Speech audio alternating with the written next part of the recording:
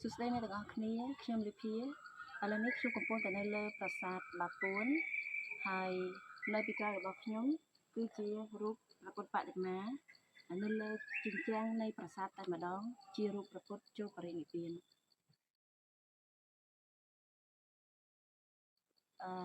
ខ្ញុំទៅតែចូលរួមវគ្គវិបស្សនារយៈពេល10ថ្ងៃនៅខេត្តបាត់ដំបងហើយបទពិសោធន៍នោះវានាំឲ្យខ្ញុំយល់កាន់តែច្បាស់និងស៊ីជម្រៅនៅក្នុងជីវិតរបស់ខ្ញុំនៅក្នុងខ្លួនរបស់ខ្ញុំផ្ទាល់វាធ្វើឲ្យខ្ញុំយល់ច្បាស់អំពីច្បាប់ធម្មជាតិនៃភាពមិនទៀងទាត់ហើយចាប់តាំងពីបទពិសោធន៍នោះមកខ្ញុំមានអារម្មណ៍ធូរស្រាលច្រើនខ្ញុំមិនជាប់ជំពាក់ជាមួយនឹងអតីតកាលតែខ្ញុំរស់ជាមួយនឹងបច្ចុប្បន្នជាមួយនឹងមនុស្សល្អៗជាច្រើននៅជុំវិញខ្ញុំយល់ថាគ្រប់គ្នាសុទ្ធតែឆ្លងកាត់នៅរឿងជាច្រើនខុសៗគ្នាហើយទាំងអស់គ្នាមានបទកម្មមួយគឺសុទ្ធតែមានមូលហេតុរបស់ពួកគាត់រៀងខ្លួន